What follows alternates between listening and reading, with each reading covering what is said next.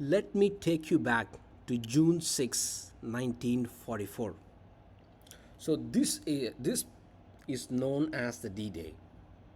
So so before this happened, for 7 years, Nazi Germany controlled a parts of Europe. They took over France, they took over Italy, they took over Poland, Czech Republic, and a lot of countries in that region.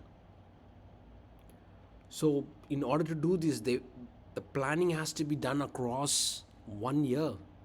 It was not easy to break the defenses of Nazi. The operation was called as Operation Overlord and involved allied forces from United States, United Kingdom, Canada, and Free France. When I say Free France, is not the France that's controlled by Nazi Germany. So the stage was set after a year of intense planning. However, nature was not helping the Allied forces. Stormy weather caused a delay, but General Eisenhower made the bold decision to proceed to June 6th.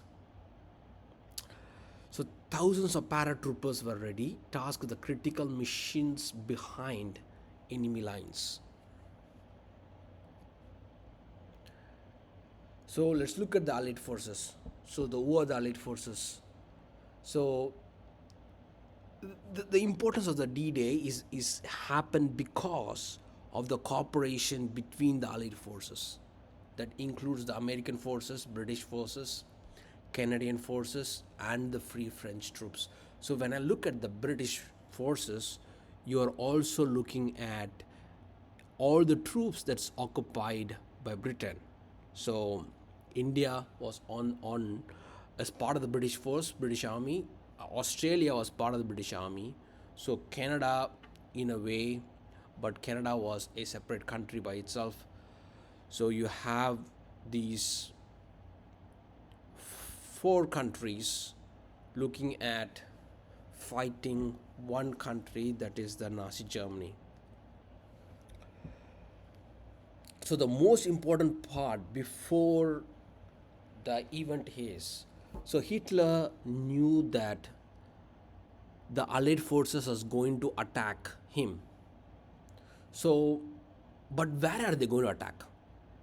So that is a big part of this whole operation. So the whole operation are dependent on the deception part. So what UK did was they created this balloon image of a lot of tanks. You can see this balloon carried by four people.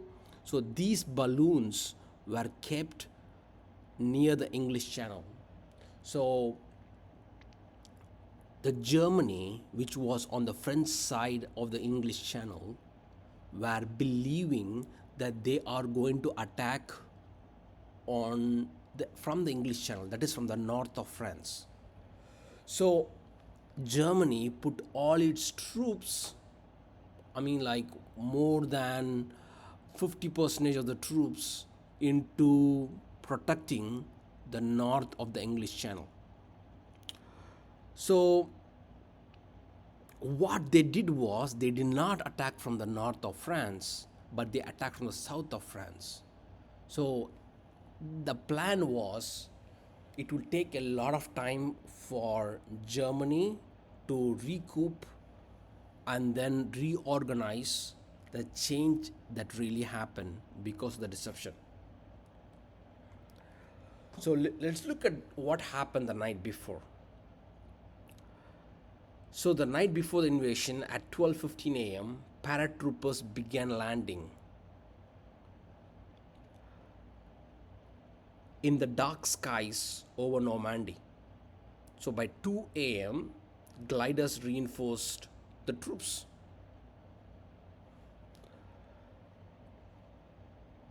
So let's so in order to look into this, I am going to show you a map. So in the map it shows the places where they landed across Normandy. So you can see the first place called Utah, the second place called Omaha, and then the third place called Gold, Juno, and Sword. So you're looking at one, two, three, four, five, six places.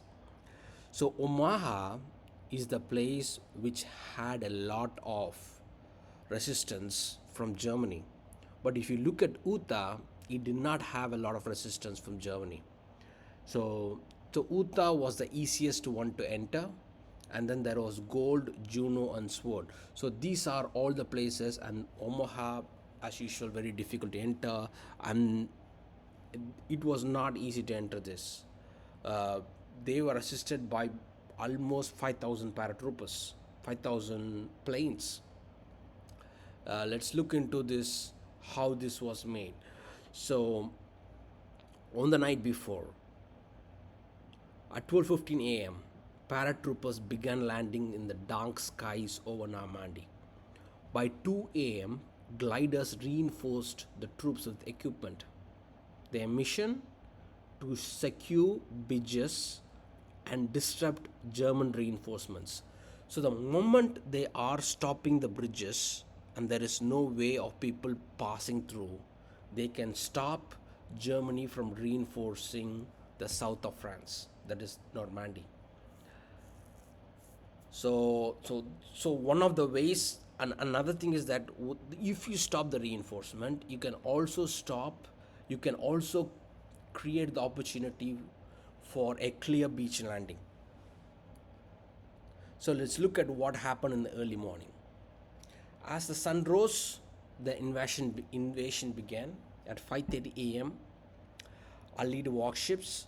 So you can look into the timeline I have mentioned earlier as 12:15 a.m. when the paratroopers begin landing across Normandy, and at 2 a.m.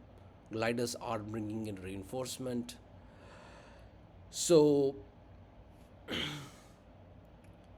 if I'm looking at what happened over there, over 5,000 ships and 11,000 aircrafts supported the invasion. So, in order to just make an entry into the south of France, and these allied troops, they don't want to make mistakes, and that's why they brought in 5,000 ships and 11,000 aircrafts to support this. So just imagine 11,000 aircrafts just entering the airspace. It's crazy. So how many are you going to shoot? 5,000 ships. How many ships are you going to shoot? So let's look at what happened when the sun rose. As the sun rose at 5:30 a.m., Allied warships bombarded German defenses, and 1 hour later, American troops stormed Omaha and Utah beaches, while British and Canadian forces landed on Gold, Juno, and Sword beaches. The resistance was fierce, particularly at Omaha Beach, but progress was made. So there was amazing fierce resistance at Omaha Beach.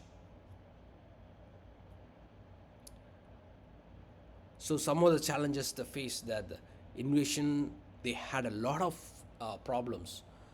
One of the problem was the stormy weather, the bad weather, and strong German defense, and also logistical issues.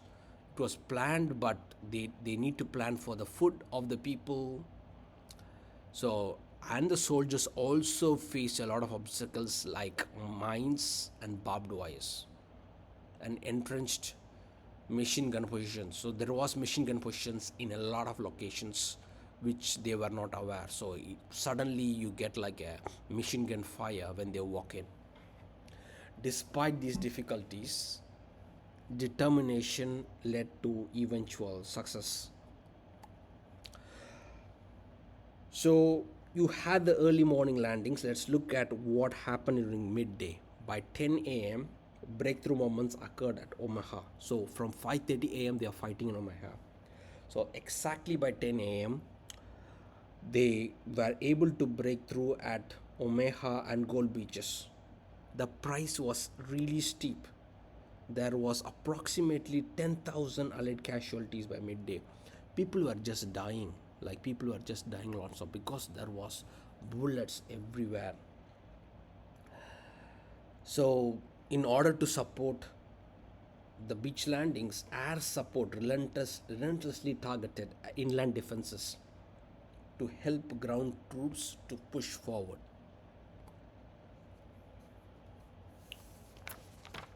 So let's look at what happened in the afternoon. By afternoon, reinforcement arrived at the beaches. So this reinforcement were given by the US troops, the British troops, the Free French troops, and Canadian troops, and so the Allied force began securing key villages and crossroads, effectively cutting off German counterattacks. Heavy resistance persisted, but the operation's success hinged on seamless coordination between air, sea, and land forces.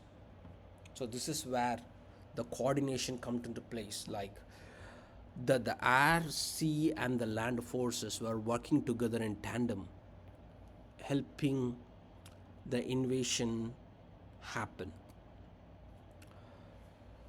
So D-Day was not just a turning point in World War II. It was a testament to courage, strategy, and determination. So let's look at what happened after the D-Day invasion. Is that the Allied forces went through France and started liberating cities and towns from Nazi control.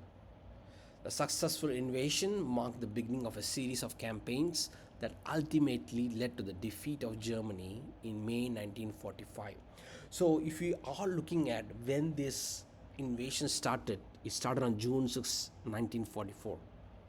So, less than a year, in May 1945, Germany was defeated. So, Germany was able to only sustain the invasion for next 11 months because they lost key positions in France, and this also led to a lot of losing a lot of key positions in Germany and Poland.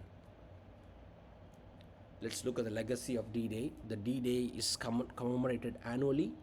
June 6th is like a D-Day is commemorated, symbolizing the courage and sacrifice of those who fought. It serves as a reminder for the importance of unity in the face of tyranny. The lessons learned from D-Day continue to resonate in military history. So there is a lot of commemoration events that is held to honor the heroes of D-Day. The commemoration emphasizes the importance of remembrance and sacrifices made for freedom. Just imagine there was 10,000 casualties on just one day in 4 hours. Just not even 4 hours, like 3 hours 30 minutes after people landed in Omaha Beach and Gold Beaches and Juno Beaches. So people are educated, future generations, significance of this event. And that comes to the end of the presentation, and please subscribe to this channel. Thanks.